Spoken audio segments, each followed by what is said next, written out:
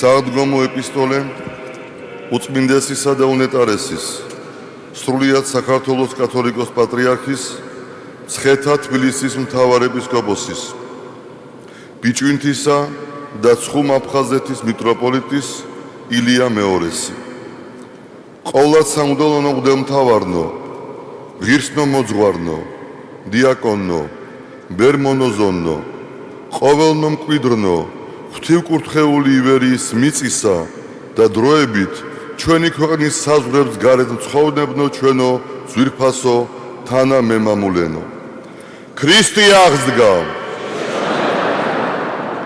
მას მტკიცეთ იდექით თავისუფლებით რომლითაც ქრისტემ გაგვათავისუფლა და კვლავ ნუღა დაიდგანთ მონობის უღელს ქრისტე აღსდგა სადა არ სიკვდილო საწერტელი შენი ქრისტე აღსდგა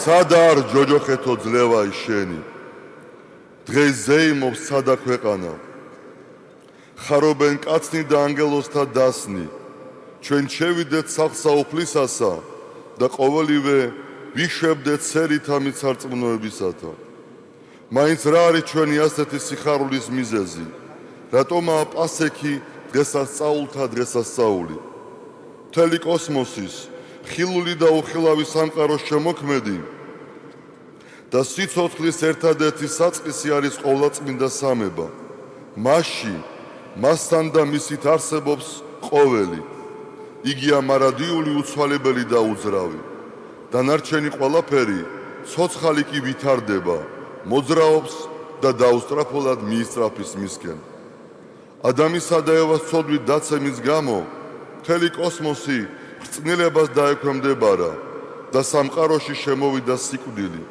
როგორც ერთი კაცის მიერ შემოვიდა ცოდვა ამ ქვეყნად და ცოდვის მიერ სიკვდილი ისე სიკვდილიც გადავიდა ყველა კაცში მის მიერ ძველი ათქმის წმინდა და მართალი ადამიანებიც გარდაცვალების შემდეგ სამოთხეში ვერ შედიოდნენ რადგან მემკვიდრეობით მიღებული პირველქმნილი ცოდვით დამძიმებულნი ღვთის წიაღისთვის შეუფერებელნი იყვნენ ასე რომ ყველასთვის დაიხშო სასუფეულის კარი უფლის სამართალი და კანონზომიერება ითხოვდა რომ ამ ცოდვის საპირწონე გამოსასყიდი ისევ ადამიანს აღესრულებინა ხოლო რადგან კაცთა შორის და ზოგადად ქმნილებათა შორის ასეთი არავინ იყო და ვერც გამოჩნდებოდა გმინავდა სამყარო ჯოჯოხეთი და სიკვდილი კი ზეიმობდა და აი აღესრულა წარმოუდგენელი და ჩვენი გონებისათვის მიუწვდომელი საიდუმლო კაცობრივი ხორცი შეიცხა ყოვლადწმინდა სამების მეორე იპოსტასმა ძე ღვთისამ და ბეთლემს ბაგასაშინა მოევლინა წუთისოფელს რომ თვითონ უცოდველს ეტვირთა ჩვენი ცოდვები და ემარცხებინა ბოროტი ძალები და ჩვენთვის კვლავ მარადიული ნეტარება მოენიჭებინა სიტყვა განკაცდა რათა ჩვენ განხთობილიყავით ამ ქვეყნად უფალი ჩვეულებრივი ადამიანით მოქმედებდა ამიტომაც სრულად არავინ იცოდა ვინ იყო იგი ეშმაკი მხოლოდ ადამიანს და ღვთისმრჩეულებს ხედავდა მასში უდაბნოში გასული იესოს მან გამოცდა მოუწყო და პირველი დამარცხებაც იწვია მაცხოვარი შემდეგ უკვე თვითონ დევნის ეშმაკს კურნავს შეპყრობილებს დავდომილებსა და კეთროვნებს თვალს უხელს ბრმებს აღადგენს მკვდრებს ბოროტი სული შედრწმუნებულია და გრძნობს რომ ადვილად ვერ მოერევა მას ამიტომაც მისი ნებისადმი ნებაყოფლობით დამორჩილებულ და გაუკეთურებულ ადამიანებს იყენებს თავისი მიზნის განსახორციელებლად და აი იუდა სინედრიონი პილატეს სამსჯავრო ჯვარცმა და ძეკაცისას ადამიანური ტკივილით სავსე უკანასკნელი აღმონათქვამი ელი ელი ლამა საბახთანი უფალო უფალო რაისათვის დამიტევე მე თითქოს აღსრულდა ფარისეველთა და ჯოჯოხეთის ძალთა წადილი მოკვდა იესო მისი სული და სხეული ერთმანეთს განეშორა მაგრამ სწორედ ამ დროს მოხდა უმთავრესი და უმნიშვნელოვანესი მოვლენა ქვეყნში შთავარ და სამყაროს შემოქმედი ეშმაკი გოდებდა რომ სხვა ადამიანთა მსგავსად თანთქავდა ჯვარცმული იესოს, მაგრამ თავად აღმოჩნდა ძლეული ქრისტე მაცხოვარმა, რომელიც საღვთო ბუნება ადამიანურ ბუნებასთან იყო შეერთებული, შემუსრა ჯოჯოხეთის ბჭენი, დაამხო მისი ძლიერება, დათრგუნა სიკვდილი და იქ მყოფი მართალთა სულნი ცათა სასუფეველში აიყვანა. ქრისტემ ძლევა ის საკვირველი მოიმოქმედა. ეგ შმასყოლით ძლია და ადამიანს მიანიჭა სიკვდილს და გამარჯვების შესაძლებლობა, მაგრამ იგი ყველამ პიროვნულად უნდა მოიპოვოს. გავიხსენოთ უფლის სიტყვები: მამაო, განადიდე ძე შენი, რათა ძემანცა შენ მან გადიდო შენ, რა კი მიეცი ხელმწიფება ყველა ხორციელზე, მისცეს საუკუნო სიცოცხლე. ამიტომაცაა ეს დღე კაცობრიობის ისტორიაში ყველაზე მნიშვნელოვანი დღესასწაული ჩვენთვის და საერთოდ ქრისტიანული სამყაროსათვის. მკვდრეთით აღდგომილი უფალი სულიწმინდის გარდა მოსვლისას აფუძნებს წმინდა ეკლესიას, თავის მისტიკურ სხეულს, რომლის ერთი ნაწილი ცხონებაში მყოფ მართალთა სნეულებისაგან შედგება და მას მოზეიმე ეკლესია ჰქვია, ხოლო მეორე ნაწილი ამ ქვეყნად მცხოვრებ ქრისტიანთა კრებულს წარმოადგენს და მებრძოლი ცხოვრებ ქრისტიანთა და მებრძოლი ეკლესია ეწოდება, რადგან თითოეულმა მისმა წევრმა ცოდვასთან ბრძოლით უნდა მოიპოვოს გადარჩენა და მარადიული სიცოცხლე. სასუფეველი ცათა იძულების, ბრძანებს სახარება. ეს ბრძოლა უპირველეს ყოვლისა საკუთარ თავთან გვმართებს, ჩვენს ეგოიზმთან და ამპარტავნებასთან, რაც არის ყველაზე დიდი და საშიში ნესტარი ჩვენი სულისა. ჩვენი გული, რომელიც სავსეა ცოდვით და ცოდვითი მიდრეკილებებით, ჭუჭყისგან უნდა გავათავისუფლოთ და დავუბრუნდეთ საკუთარ თავს, ჩვენს ნამდვილ მეს, ამას კი როგორც გვასწავლის უფალი, მივაღწევთ თუ შევიყვარეთ მოყვას, ვითარცა საკუთარ თავს. მას შეიყვარე მოყვასი და ამით შეიყვარებ შემოქმედს. ჩვენი სიკეთე გაგიღებს სამოთხის კარს, თამდაბლობა შეგიყვანს უფლის სავანეში, სიყვარული კი წარმოადგენს შემოქმედთან წმინდა სამების, ეს ჩვენი რჩევა, ჩვენი ცხოვრების კანონად უნდა ვაქციოთ. ამ გზაზე შეურაცხყოფად შეხვდება და ცილის წამებაც, დაცინვას და დამდაბლებაც, დაცემაც და აღდგომაც არ უნდა შეგვეშინდეს. ეს ყველაფერი ჩვენი ამპარტავნების წამალია, მწარე მაგრამ განმაკურნებელი წამალი. მაგრამ კაცობრიობის ნაწილი ასე სულაც არ ფიქრობს, რადგან არ სჯერათ ღმერთის და მარადიული ცხოვრების. უღმერთოთა ნაწილის სიცოცხლის აზრს მხოლოდ სამქვეყნიური კეთილდღეობის სხვისთვის შექმნაში ხედავს. სხვანი შვილების ყოლაში, რადგან მომავალს ანიჭებენ დიდ მნიშვნელობას, მაგრამ მათ არ აქვს პასუხი თუნდაც ისეთ მარტივ კითხვებზე, როგორიცაა მაგალითად, რა აზრი აქვს გამრავლებისათვის ზრუნვას. თუ შთამომავლობა შენთან ერთად არარავად უნდა იქცეს, მით უმეტეს, რა აზრი აქვს პროგრესს, კაცობრიობისათვის ზრუნვას, თუ ჩვენი მონაპოვარი მოხმარდება მათ, ვინც ხვალ აღარ იარსებებს. ეს ადამიანები გარკვეულწილად სხვისთვის ცხოვრობენ, მაგრამ მათი ყოფის მიზანს ასეთი აზროვნება სრულიად აუფასურებს. ისინი გაცილებით დასაფასებელნი არიან, ვიდრე ლოგიკურად მოაზროვნენი, რომელნიც მიიჩნევენ, რომ ყველაფერი უნდა გააკეთონ საკუთარი ბედნიერებისათვის და ასევე ბედნიერება დაამთავრონ ცხოვრება აქ, რადგან მათთვის იმ ქვეყნად არაფერი არ არსებობს. ეს არის ყველაზე პრიმიტიული დამოკიდებულება სიცოცხლისადმი და რაოდენ სამწუხაროა, რომ ჩვენს დროში სოფლიოში სწორედ ამგვარი განწყობისათვის ხდება ხელის შეწყობა. მინდა თქვენი ყურადღება შევაჩერო ამ მოვლენაზე, რომ უფრო ნათლად გავერკვიოთ რა ვითარებაში გვიწევს ცხოვრება. საზოგადოებრივი ყოფისადმი ახალი მიდგომა ჯერ გამოიხატა იმით, რომ შეეცადნენ ადამიანისათვის დაევიწყებინა ცოდვის განცდა და ამოქმედა ასეთი პრინციპი: ნებისმიერი ქმედება მისაღებია, თუ იგი არ ზრუნავს თუ იგი არ ზღუდავს სხვის თავისუფლებას. მაგალითად, სხვისი უზნეობა თუ მე არაფერს მიშოვებს, ეს ქმედება უარყოფითი აღარ არის. და დაიწყო ამგვარი აზროვნების ყველგან დამკვიდრება, რაც არის აჯანყება ზნეობისა და ადამიანობის წინააღმდეგ. თავისუფლება და ზნეობრიობა ბუნებითია ადამიანისათვის, რომელიმე მათგანის უბულებელყოფა იწვევს პიროვნების და ასევე საზოგადოების დამახინჯებას.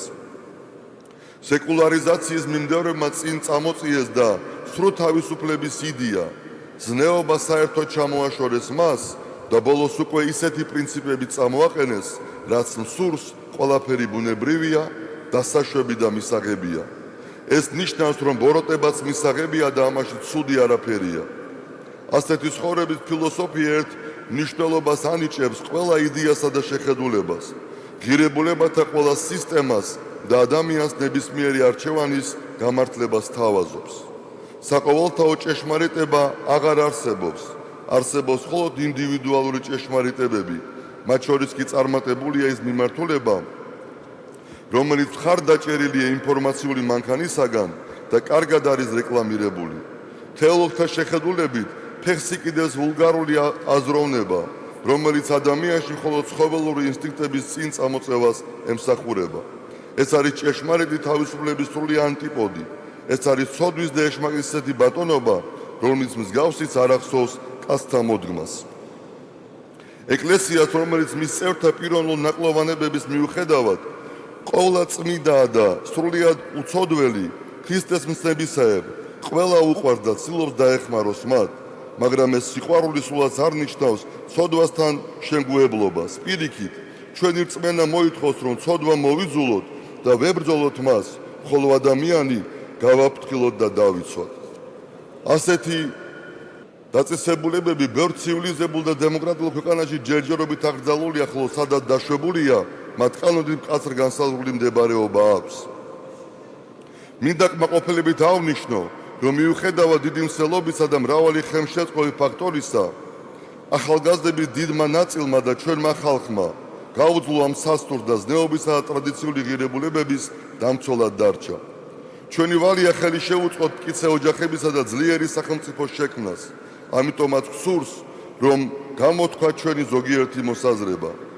მიუხედავად ქვეყნის გარკვეული წინსვლისა, მოსახლეობის დიდი ნაწილი სოციალურად კვლავად დაუცველი ფენას წარმოადგენს. დაბალია ეროვნული წარმოებისა და მცირე თუ საშუალო ბიზნესის მაჩვენებელი.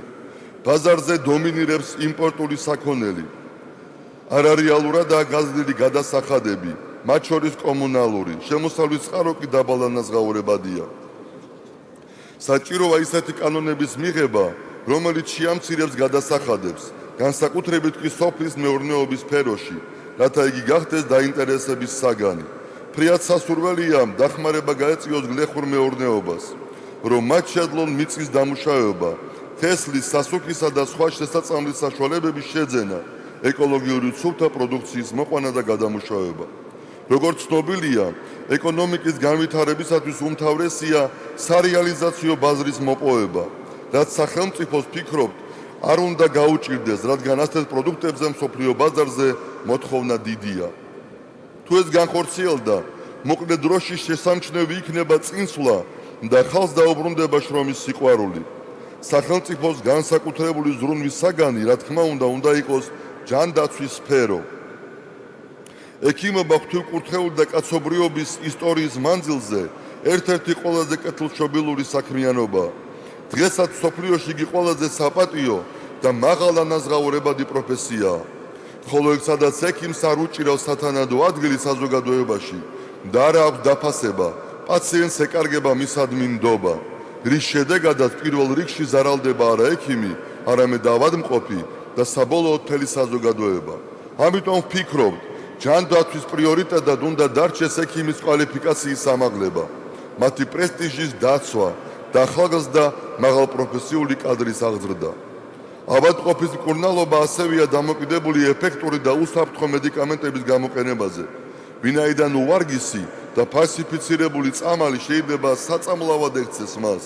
ამიტომ საგანგებო ყურადღება უნდა მიექცეს ქვეყანაში შემოტანილი თუ ადგილობრივი წარმოების წამლის ხარისხს. ფრიად სასურველია სახელმწიფოს განსაკუთრებული ზრუნვის საგანი გახდეს ჩვილების ასაკში ბავშვისა და დედის ერთად ყოფნის ხელშეწყობა და დედისათვის ხელფასიანი შვებულების თუნდაც 6 თვემდე გაზრდა. ჯანდაცვაში ძირითადი ყურადღება მიმართულია დაავადებათა პროფილაქტიკასა და მათი ადრეულ გამოვლინებაზე, რაც ძალიან სწორია და აუცილებელი. ამასთან მიმაჩნია, რომ ცხოვრების ჯანსაღი წესის პროპაგანდა, რაც დღეს საკმაოდ აქტიურად ხდება, უნდა გაგრძელდეს ჯანდაცვის სფეროსა და ეკლესიას შორის მჭიდრო თანამშრომლობის საფუძველზე, რაც ვფიქრობთ, უფრო ეფექტური იქნება. დიდი ყურადღება უნდა მიექცეს პატიმართა ჯანმრთელობით მდგომარეობასაც, რადგან ციხეებში არსებობს მრავალი ხელშემწყობი ფაქტორი ისეთი სოციალურად საშიში დაავადებების მძიმე ფორმების გავრცელებისათვის, როგორიცაა ტუბერკულოზი. აუცილებელია სპეციალური სამსახურების მობილიზება და მათი ინტეგრირებული საქმიანობა, რომ სწორად და დროულად გატარებული პროფილაქტიკური და სამკურნალო ღონისძიებების მეშვეობით თავიდან ავიცილოთ ციხეებში როგორც ამ დაავადებების, ისე C ჰეპატიტის, შიდსის და სხვათა გავრცელება, ხოლო უკვე დაავადებულებში დროული მკურნალობა. ჩვენი ტკივილია, რომ საქართველოს პენიტენციალური დაწესებულებებში ძალიან ბევრი პატიმარია, მათ შორის დიდი არასრულწლოვანთა და ქალთა რაოდენობა.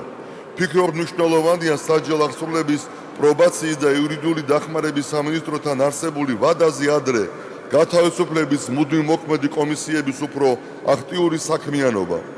ამასთან იქნებ ვიზრუნოთ საზოგადოებისათვის სასარგებლო შრომის, მიმაგრების და სხვა ალტერნატიული სასჯელების ამოქმედებაზე იმ პატიმართა მიმართ, რომელიც საშიშ დამნაშავეებს არ წარმოადგენენ. კარგი იქნება ციხეებში შეიქმნას სამუშაო ადგილები, სადაც ისინი შეძლებენ თავისი ნიჭისა და შესაძლებლობების გამოყენებას. რეალიზებული ადამიანი კი საზოგადოებისათვის ნაკლებად საშიშია. ვფიქრობ, აქტიურად უნდა ამოქმედეს კანონი სასჯელის გადავადების შესახებ, რაც ნიშნავს, რომ სამედიცინო კომისიის დასკვნის საფუძველზე მძიმიან უკურნებელი სენით დაავადებულ პატიმრებს უფლება მიეცეთ დატოვონ სასჯელ აღსრულების დაწესებულება და გამოჯანმრთელებამდე დარჩნენ და იმკურნალონ ოჯახურ გარემოში ახლობლების ზრუნველობის ქვეშ. პატიმრებსა და სნეულებზე ზრუნვა ღვთისმცნების აღსრულებაა და ერთ-ერთი მთავარი სათნოებაა. ხშირად უთქვამთ, ხომ შეიძლება უფალს ადამიანის სიკეთისაკენ ისე მიემართა, რომ ისინი ცოდვით არ დაცემულიყვნენ და ამდენი განსასწრელიც აღარ გადაეტანათ. ღმერთი სულია, წერს პავლე მოციქული, და სადაც უფლის სულია, იქ თავისუფლებაა. ადამიანის სიდიადე სწორედ იმაშია, რომ იგი თავისუფლებისთვისაა დაბადებული და მინიჭებული აქვს არჩევანის შესაძლებლობა კეთილსა და ბოროტს, სიწმინდესა და ცოდვას, სიკვდილსა და მარადიულობას შორის. თავისუფლების მთავარი არსი იმაში მდგომარეობს, რომ ამა თუ იმ პიროვნებამ თავისი სურვილით გაცნობიერებულად, სიყვარულით დაუმორჩილოს თავისი ნება ღვთისნებას, რათა მოხდეს ძალდაუტანებელი შეერთება და სრული დაქვემდებარება მის და მისი შედეგიც არის შემოქმედთა მსგავსების მიღწევა, ანუ მადლისმიერი განხრობა, რომელი მიწიერი კეთილდღეობა შეიძლება შეედაროს იმას, რასაც უფალი თავის მორწმუნედ უმზადებს. საერთოდ ყველა ადამიანის სული ბუნებით ქრისტიანია, წერს მესამე საუკუნის ცნობილი საეკლესიო მწერალი ტერტულიანი. ასე რომ თითოეულ ჩვენგან შეუძლია გახდეს მორწმუნე და ჭეშმარიტი ღვთისმადიდებელი, თუ კი რა თქმა უნდა ადამიანი არ გაიუკუღმართებს ბუნებას და თავისი პიროვნული ნებით არ დაექვემდებარება ცოდვას. ჭეშმარიტი რწმენის მოპოვებისათვის კი აუცილებელი პირობაა საკუთარ თავში ჩაღრმავება, სულის, გულისა და გონების განწმენდა, წმინდა წერილისა და საღვთისმეტყველო ლიტერატურის კითხვა და დახმარებისათვის უფლის წინაშე ლოცვა. ძველი ნათქვამია, მსგავსი მსგავს შეხარით და შეიცნობსო. ბუნებრივია, სადაც სიბნელია, იქ სინათლე ვერ იმქნება, სადაც ჭუჭყი ბუდობს, იქ სისუფთავეზე ლაპარაკი ზედმეტია. ამიტომაც ჭეშმარიტი რწმენა ვერ იარსებებს უზნეობისა და ცოდვის გარემოში. ხოლო ადამიანი, ვინც გულწრფელად ეძიებს სამყაროსა და თავისი არსებობის მიზეზსა და მიზანს, ვისაც სურს ჭეშმარიტების შეცნობა, როგორი გზითაც არ უნდა მიდიოდეს, იგი ადრე თუ გვიან, მაინც იპოვის უფალს ქრისტეში და გააცნობიერებს. რომ მისი ცხოვრება გაბრწყინებული უნდა იყოს ადგომის ნათლი და ქრისტეში მარადიული ნეტარების დამკვიდრების სასოებით. რომ ადამიანის სამქვეყნიური ცხოვრების უმთავრესი მიზანი სასופევლის მოპოვება დანარჩენი ყველაფერი, სამშობლო, ოჯახი, შვილები, ახლობლები, მეგობრები და ყოველივე ამ ქვეყნიური მოღვაწეობა არის საშუალება ამის მისაღწევად. უფალი ბრძანეს მე ვარ ანი და ჰაე, დასაბამი და დასასრული, მე ვარ აღდგომა და სიცოცხლე. ვისაც სწამს ჩემი, კიდეც რომ მოკვდეს სიცოცხლებს, ჩემო სულიერო შვილებო, აფხაზნო, ოსნო, ქართველნო, უკრაინელნო, ასირიელნო, უდინნო, ბერძენო, აზერბაიჯანელნო, რუსნო, სომეხნო, ქურთნო, იეზიდნო და საქართველოს ფარგლებს გარეთ ცხოვრებნო ჩვენო საყვარელო თანამემამულენო. ჩვენ გწვამს, რომ ქრისტემ მიიღო სიკვდილი იმისთვის, რომ ჩვენში მომკვდარიყო ცოდვა. მას მოკვდეთ ცოდვისათვის, რათა ჩვენშიც გაცოცხლდეს ქრისტე. ქრისტე აღსდგა. ჭეშმარიტად აღსდგა. ილია მეორე, სრულიად საქართველოს კათოლიკოს პატრიარქი. აღდგომა ქრისტესი, თბილისი, 2012 წელი. სახელითა მამისათა და ძისათა და წმინდისა სულისათა. ქრისტე აღსდგა. ქრისტე აღსდგა. ქრისტე აღსდგა. ყველას გილოცავთ ამ ბრწყინვალე დღესასწაულს. ეს არის დღესასწაულთა დღესასწაული. ეს არის საოცრება, რომელსაც ვერ მისვდება ვერავითარი ადამიანის გონება. აღდგომა ქრისტესი ეს არის ის დღესასწაული, ის საოცრება, რომელმაც დაარწმუნა მოციქულები, რომ უფალი იესო ქრისტე იყო ძე ღვთისა, კრავი ღვთისა, აღღებელი წოდვათა სოფლისათა.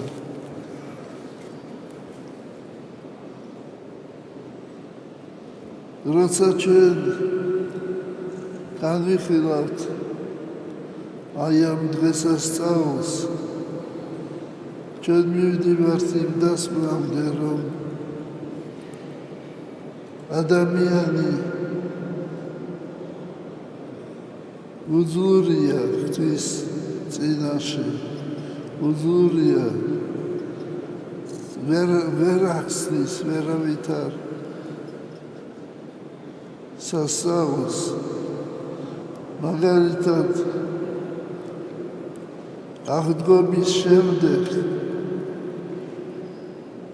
მაცხოვარი ეცხადებოდა მოციქულებს და ხშირად ვერ ცნობდნენ მას. ხშირი შემთხვევა იყო, როცა ჯერ ვერ ცნობდნენ და მერე გამოუცხადებდა, აჩვენებდა თავის სახელს. იყო შემთხვევა, როცა უფალი შევიდა მოციქულებთან, როგორც წერია სახარებაში, კართა ხშულთა. ესე იგი, დახშული კარი იყო, დაკეტილი კარი იყო და უფალი გამოეცხადა მოციქულებს. მთელი დიდი წიგნებია დაწერილი ამის შესახებ და მე მინდა გავიხსენო ერთი შემთხვევა.